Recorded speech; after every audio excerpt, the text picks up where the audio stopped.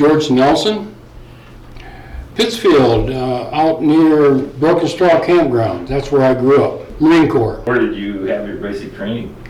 Parris Island, South Carolina. And then we went to North Carolina, Camp Lejeune for infantry training.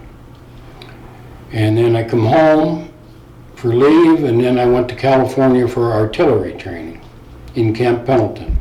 Went to Vietnam for a year, so we went through staging battalion in California before we went to Vietnam. Then we went to Okinawa to get issued our jungle fatigues and boots and all of our gear for the jungle. Then we went to Vietnam from there. I ended up in Da Nang in an airplane. And then we took a truck convoy out to An Hoa, which was a fire base, and I was assigned to a artillery battery out there. I went out on the convoy, and I still don't have a rifle, and I thought, we're in a hostile country, I thought. But when I got out there, they gave me an M16 rifle, which I never got to shoot because I shot the artillery rounds and stuff. And 4-deuce mortar stood about that tall, and you dropped the round down the barrel, and then it would come back out, and there it went, So the first night in battery, they said, well, we got a job for you. You're going to drop those rounds down the tube. And I said, okay. And that's all they told me. So I dropped the round down there, but they forgot to tell me I got a duck.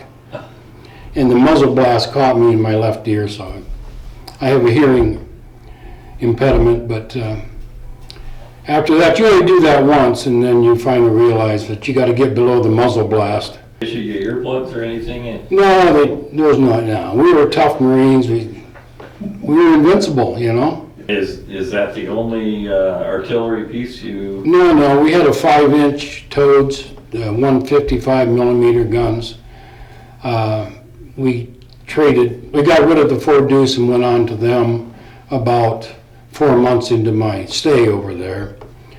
And we ended up, and still in An Hoa, we shot them there, and then we went to Hill 65, Hill 55, we kind of moved all over. And then we went out to LZ Baldy out near the coast for a while, So they moved us all over the place. And they sent us on a fire mission out in the middle of the jungle and loaded us all on a helicopter. About 4 gun crews and all the people and some supplies sitting in this great big, it's a CH-153, which is a single blade Marine Corps' big transport helicopter. We're all sitting in there, and I'm sitting there on the tarmac, and he's getting it cranked up, and I'm sitting there, and the main shaft for the propeller was right above my head, and oil was dripping off my head. I thought, wow, this is never going to get off the ground, as much people as we had on there. Well, he lifted up, and sure enough, it got off the ground, but he went over and he hovered over a 105 howitzer. They hooked that onto the bottom of the helicopter, and away he went. So we went out, and what they did was they cleared a hilltop with 500-pound bombs or something, bombing mission.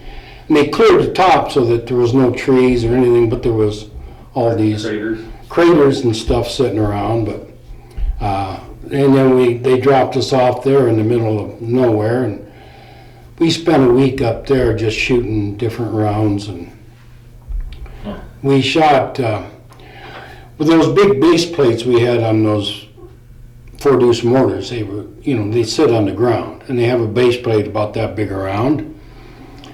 And you have to shoot some sealing rounds to get that so it doesn't move, so that you're accurate when you're shooting.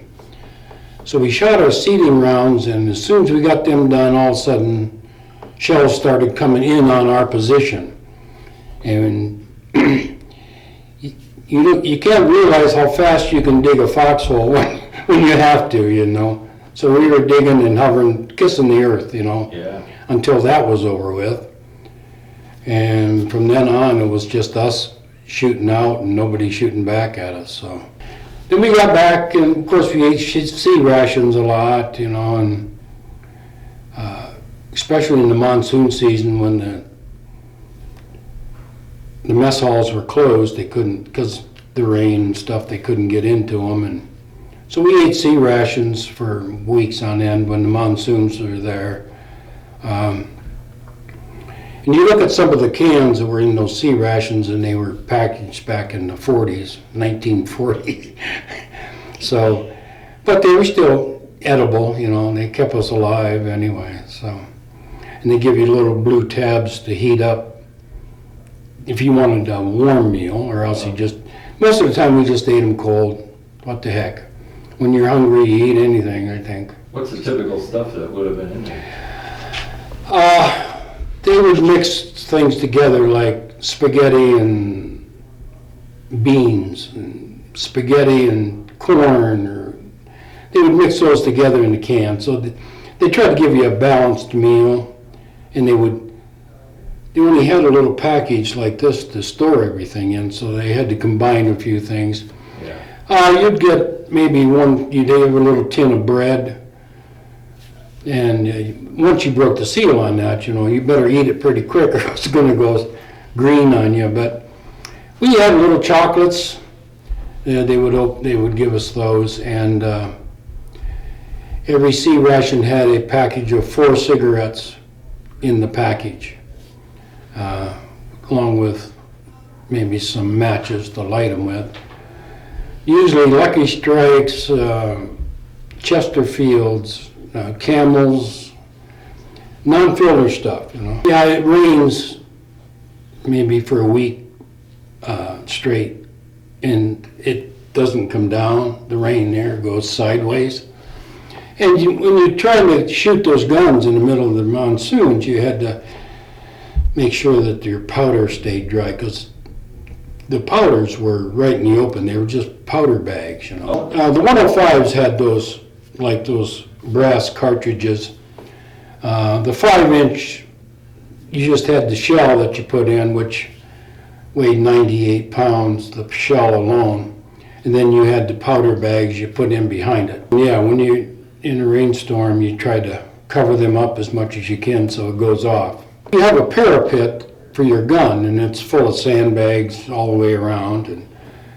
And when some of those fire missions, we were wading up to our knees in water trying to get those shells off. We got them off, but that was not good. But we had fun. I mean, we were 19, 20 years old. We didn't care. We were having a good time. It was an FDC, which is forward directional control. There was a guy out in the bush, or he was in a spotter plane or something like that, and he would see maybe an enemy group or whatever, and they would call in the coordinates on them, you know, the maps, and then FDC would get that information, and then they would have to calculate those coordinates into where our gun position was, and the number we had to put on our sight for this way, and then the elevation for up and down. And they'd come in with those coordinates, and then we'd put it on the rifle and or on the artillery piece. And we ended up, usually they would call that in, and we'd shoot a spotting round, like with one gun. And it was usually white phosphorus, which we called Willie Peter, was what we called them, white phosphorus, and it would, when it hit, it would give a great big white cloud, so it was easy to see. So the observer would see where it hit, and he would make adjustments from there, say, you know, so many clicks to the east or west or north, and then they would send that back to FDC, and then they would relay that to us, and we'd adjust our sights. And once we hit with where we were supposed to hit, then we usually had 6 guns in a battery, and one was the one that was spotting it. And so once we got that gun trained on the spot we needed, then it was fire for effect, and all the other guns would shoot at the same time.